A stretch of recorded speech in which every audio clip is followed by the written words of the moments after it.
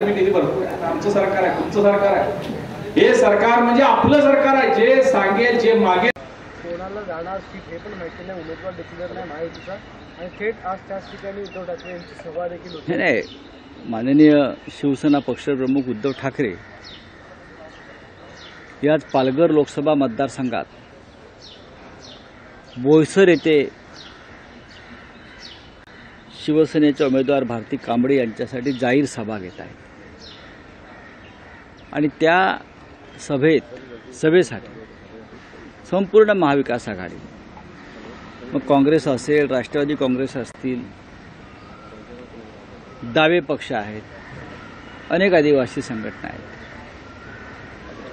यांचं तिथे उपस्थिती आहे. पालघरमध्ये आता भारती कांबळे यांचा जोरदार प्रचार सुरू झाला. पण समोर आता उमेदवार कोण येतो आहे याच्याविषयी साशंकता आहे.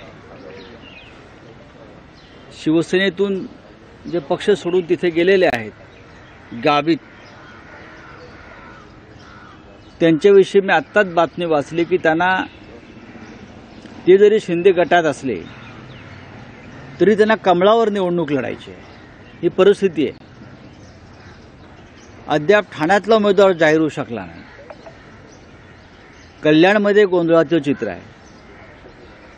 बहुतेक ह्यांचे सगळे उमेदवार हे दिल्लीतून जाहीर करतील भारतीय जनता पक्षाचे लोक, असं दिसतंय मला. यांच्या हातात काही राहिलेलं नाही.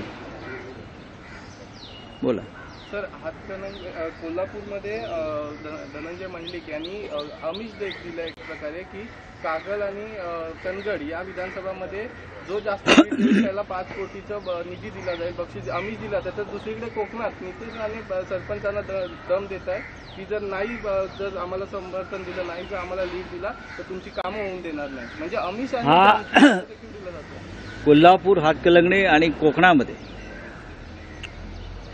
भाजप आणि मिंदे गटाच्या उमेदवारांनी किंवा पदाधिकाऱ्यांनी जे धमकी सत्र सुरू केलेलं आहे किंवा जे आमिष दाखवले जात आहेत, त्याची दखल महाराष्ट्राच्या निवडणूक आयोगाने घ्यायला हवी, किंबहुना देशाच्या.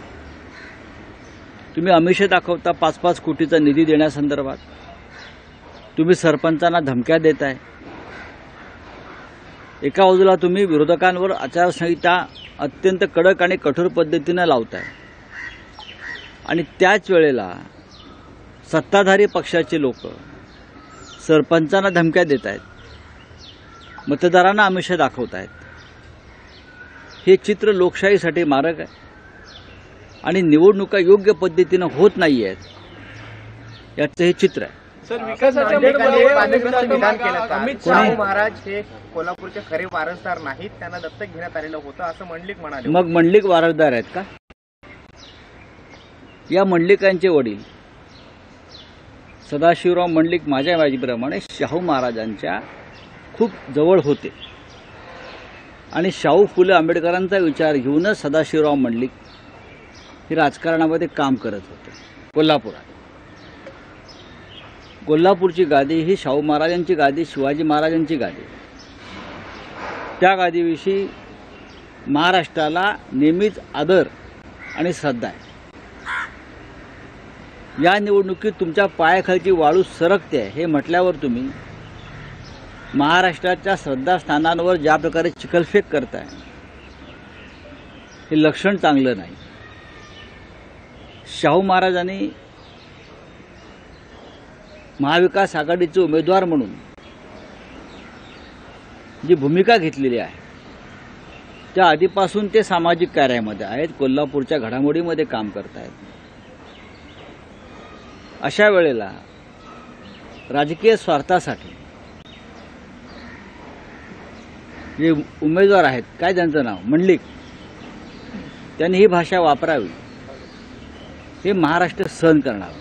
अमित शाह यांनी काल नांदेडमधल्या सभेमध्ये असं म्हटलंय की काँग्रेस, राष्ट्रवादी आणि शिवसेना हे जे तिन्ही पक्ष आहेत ते नकली पक्ष आहेत, त्यांच्याकडे लक्ष देऊ नये. हो,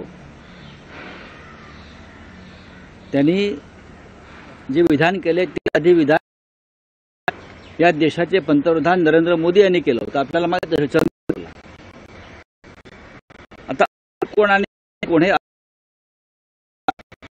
तुमच्या हातामध्ये निवडणूक आयोगाला आणि आमच्या विधानसभा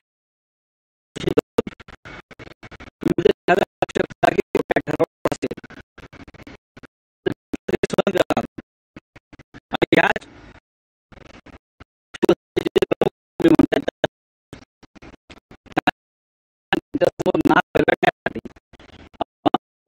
आलेला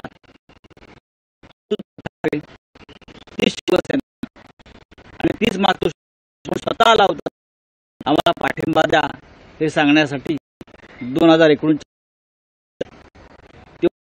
असली होती. सर आता तुम्ही हे खोटे गोटे गळ्यामध्ये अडकवून फिरताय आणि त्यांना तुम्ही असे म्हणताय हेच गोटे तुमचा कपाळमोक्ष केल्याशिवाय राहणार नाही. महाराष्ट्रामध्ये उद्धव ठाकरे यांच्या नेतृत्वाखालची शिवसेना आणि शरद पवार यांच्या नेतृत्वाखालचा राष्ट्रवादी काँग्रेस पक्ष हे 2 खरे पक्ष आहेत. बाकी अमित शहानी जी डुप्लिकेट पक्षाच्या स्थापना करून अजित पवार आणि शिंदेना दिलेले आहेत त्याचा निकाल या निवडणुकीत जनता लावल्याशिवाय राहणार नाही. महायुतीच्या सभेमध्ये असं म्हटलं, गजानन कीर्तिकर महायुतीच्या सभेमध्ये काल असं म्हणाले की संसद नक्की ताब्यात घ्या. मोदीजींनी त्यांनी आवाहन केलंय, पण मित्रपक्षांचा मान राखा. संसद पक्षांच्या मागे मोदींना संसद ताब्यात घेता येणार नाही. हा रशिया नाही. इथे पुतिनशाही चालणार नाही. इथे लोक ठरवतील, मतदार ठरवतील. भारताची संसद, भारताच्या लोकशाहीचे सूत्रधार कोण असतील हे मोदींना ठरवणार. हे अमित शहा ठरवणार नाही. निवडणुकीच्या माध्यमातून, मतपेटीच्या माध्यमातून ते ठरवलं जाईल. नरेंद्र मोदी यांना नक्कीच गैरमार्गाने संसद ताब्यात घ्यायची, पण या देशाची जनता ते होऊ देणार नाही.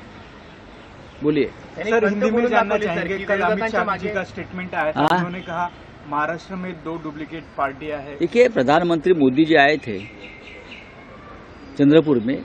मोदी जी ने भी यही बात कही कि उद्धव ठाकरे जी की शिवसेना नकली है और शरद पवार साहब की राष्ट्रवादी कांग्रेस पार्टी नकली है. तो असली क्या है? असली क्या है?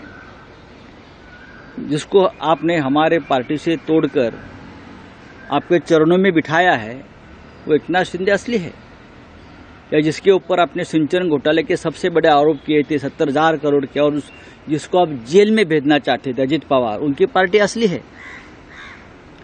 आप जिस तरह से महाराष्ट्र में आकर शरद पवार जी और उद्धव ठाकरे जी के ऊपर इस प्रकार की बयानबाजी कर रहे हो, वो आपके मन का डर है. आप उद्धव ठाकरे को डरते हो. आपको पता है इस चुनाव में इस राज्य की जनता उद्धव ठाकरे के साथ मजबूती से खड़े रहने जा रही है. सर, महायुति सरकार साउथ मुंबई की सीट फाइनलाइज नहीं कर पा रही है. राहुल नार्वेकर का नाम आ रहा था आगे. अभी मैं क्या बोलूँ उसमें, मैं उसमें क्या बोलूँ? वोटर्स उनके अगेंस्ट जाएंगे, मुझे मालूम है. डिसीजन आपके वो खिलाफ तो है. देखो, मुंबई में 6 सीटें हैं. 6. मेरा चैलेंज है ये महायुति वालों को, उसमें से एक भी सीट आप जीत कर दिखाए. अगर ये मुंबई उत्तर वाली सीट भी शिवसेना को मिलती है लड़ने के लिए, तो हम वहां से भी जीत कर दिखाएंगे. सर, कहीं ना कहीं वर्षा गायकवाड़ भी नाराज. मुझे नहीं लगता वर्षा गायकवाड़ मुंबई कांग्रेस के अध्यक्ष है. नाराजगी तो पूरे देश में एक दूसरे के साथ चलते रहते हैं टिकट के बंटवारों में, लेकिन हमको तानाशाही का पराभव करना है और वर्षा जी हमारे साथ रहेगी. सर, एक बड़ा पप्पू दिल्ली में है और एक छोटा पप्पू मेरी जिंदगी में आया, जिन्होंने मुझे धमकाया और बाद में मेरा घर तोड़ा गया. कंगना रनावत ने कल इस तरीके का बयान दिया. आप किस तरीके से उद्धव ठाकरे और राहुल गांधी को इस तरीके, एक बड़ा पप्पू राहुल गांधी और एक छोटा, ये पप्पू आपको घर में बिठाएंगा, आपको संसद तक नहीं भेजेंगे. समझा ना? हम लड़ने वाले लोग हैं, हम चाटुगिरी करने वाले लोग नहीं है. देश संकट में है, देश का लोकतंत्र संकट में है, और जो मुंबई को मिनी पाकिस्तान कहते हैं ऐसे व्यक्ति कोई भी हो, उनका यही हर्ष होगा. चलो, सर, सांगली सर ठीक है. सांगली